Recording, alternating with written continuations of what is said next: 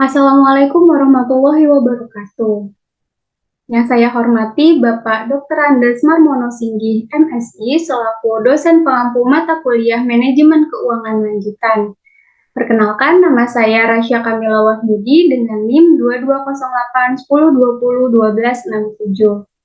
Saya akan menjelaskan tentang pembiayaan jangka pendek. Pembiayaan jangka pendek merupakan hutang dengan jangka waktu 1 tahun atau kurang yang digunakan untuk memenuhi kebutuhan musiman dan aktiva lancar serta sebagai modal kerja perusahaan. Pembiayaan jangka pendek ini terbagi menjadi dua, yaitu pembiayaan jangka pendek spontan dan pembiayaan jangka pendek tidak spontan. Pertama, kita akan membahas tentang pembiayaan jangka pendek spontan.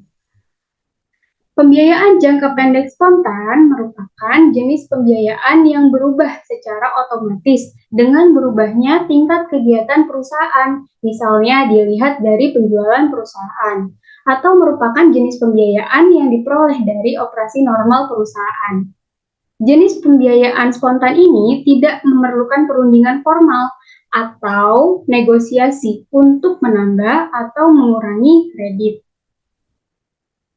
Pembiayaan jangka pendek spontan ini terbagi menjadi dua, yaitu utang usaha dan juga utang akrual atau kewajiban yang masih harus dibayar. Utang usaha atau account payable adalah utang yang timbul saat perusahaan membeli barang dagangan secara kredit. Utang usaha ini terbagi menjadi tiga, yaitu open account, yaitu penjual mengirimkan barang ke pembeli dilengkapi dengan faktur penjualan yang menyebutkan nama barang, harga satuan dan keseluruhan, serta syarat pembayaran. Yang kedua ada notes payable, yaitu pembeli secara resmi membuat pernyataan berhutang kepada penjual serta kapan utang tersebut akan dilunasi. Yang ketiga ada trade acceptance, yaitu penjual menarik draft kepada pembeli yang menyatakan kapan draft tersebut dibayar. Draft tersebut dijamin oleh bank yang akan membayar draft tersebut. Oke, kemudian ada accrual payable atau kewajiban yang masih harus dibayar. Accrual payable adalah utang yang timbul bukan karena pemberian barang dagangan, melainkan utang akibat jasa yang diterima dan merupakan kewajiban perusahaan untuk membayarnya, namun belum dibayarkan oleh perusahaan, sehingga masih merupakan utang atau kewajiban yang harus ditanggung oleh perusahaan untuk melunasinya. Contohnya ada utang gaji, utang listrik, utang telepon, utang air, utang pajak penghasilan, dan juga utang bunga bank. Yang kedua, kita akan membahas tentang pembiayaan jangka pendek tidak spontan. Nah, pembiayaan jangka pendek tidak spontan merupakan jenis pembiayaan yang tidak berubah secara otomatis dengan berubahnya tingkat kegiatan perusahaan. Jenis pembiayaan ini menunjukkan bahwa untuk memperoleh, menambah, maupun mengurangi dana, perusahaan harus melakukan perjanjian atau negosiasi secara formal dengan pihak terkait. Pembiayaan jangka pendek tidak spontan ini terbagi menjadi 4, yaitu money market, short term loan, memanfaatkan piutang dagang, dan memanfaatkan persediaan. Pertama kita bahas tentang money market. Money market itu terdapat commercial paper, repurchase agreement atau repo, dan juga banker acceptance. Commercial paper merupakan sekuritas jangka pendek yang diterbitkan oleh perusahaan yang berisi janji tertulis perusahaan untuk membayar sejumlah uang kepada pemodal sesuai nominal dan tanggal jatuh tempo yang tidak lebih dari 1 tahun. Kemudian repo atau repurchase agreement adalah kontrak jual efek dengan janji untuk membeli kembali pada waktu dan harga yang telah disepakati. Efek yang ditransaksikan secara repo dapat berupa efek bersifat ekuitas atau saham maupun efek bersifat hutang atau obligasi. Banker acceptance merupakan pernyataan kesanggupan bank pengaksep untuk melakukan pembayaran atas suatu wesel berjangka yang diterbitkan eksportir pada saat jatuh tempo wesel yang dimaksud. Kemudian yang kedua ada short term loan. Short term loan itu terbagi menjadi dua, yaitu unsecured loans dan secured loans. Unsecured loans adalah kredit yang diberikan oleh bank kepada perusahaan tanpa suatu agunan fisik tertentu, atau dengan kata lain, pembiayaan jangka pendek tanpa jaminan. Sementara secured loans adalah kredit yang diberikan oleh bank kepada perusahaan dengan memberikan aktiva tertentu sebagai agunan atau jaminan dari kredit tersebut. Kemudian ada memanfaatkan piutang dagang.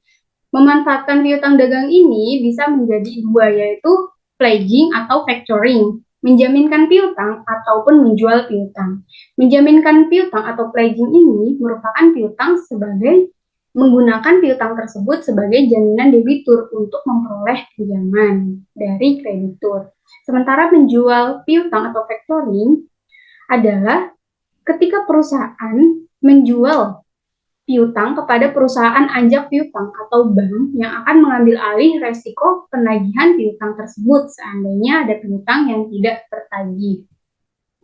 Dan yang terakhir ada memanfaatkan persediaan. Memanfaatkan persediaan ini bisa dilakukan dengan 4 cara, yaitu floating atau blanket loan, chattel mortgage agreement, terminal warehouse, dan juga field warehouse financing agreement. Floating atau blanket loan adalah cara yang dilakukan di mana debitur memberikan hak atau legal right kepada kreditur atas barang-barang persediaan yang dijadikan agunan. Sementara chattel mortgage agreement yaitu krediturnya melakukan identifikasi atas persediaan atau agunan tersebut. Namun debitur tetap mengelola persediaan tersebut tapi baru bisa menjualnya dengan persetujuan kreditur. Terminal warehouse merupakan persediaan atau barang-barang yang dijadikan agunan akan dikirimkan ke gudang publik yang kemudian dikelola oleh pihak ketiga. Dan yang terakhir ada field warehouse financing agreement. Cara ini, persediaan yang dijadikan agunan akan dipisahkan dari persediaan lain dan dikelola oleh pihak ketiga yang merupakan perusahaan pengelola pergudangan. Nah, sekarang kita akan membahas tentang kelebihan pendanaan jangka pendek. Kelebihan pendanaan jangka pendek yang pertama adalah pencairan dana yang cepat. Jadi, pendanaan dengan tenggat waktu pendek biasanya lebih cepat dalam proses pencairan dana. Hal itu karena prosesnya yang mudah. Dan yang kedua ada persyaratan dokumen yang mudah. Nah, biasanya pendanaan dengan tenggat waktu yang pendek itu tidak memerlukan persyaratan dokumen yang sulit dan aturannya lebih fleksibel. Yang ketiga, bunganya lebih rendah. Pada kondisi normal, suku bunga kredit jangka pendek umumnya lebih rendah dari kredit jangka panjang. Sedangkan kekurangan dari pendanaan jangka pendek ini adalah yang pertama tuh, biaya bunga kredit jangka pendek dapat sangat berfluktuasi dan sewaktu-waktu bisa sangat tinggi yang menyebabkan perusahaan tidak dapat membayar biaya bunga.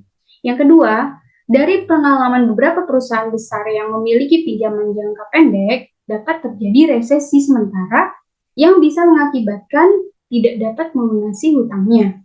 Yang ketiga, pendanaan jangka pendek ini tidak cocok untuk modal usaha karena beban cicilannya tuh besar yang kemudian tidak sebanding dengan jumlah keuntungan di awal-awal bisnis. Baik, sekian yang dapat saya sampaikan.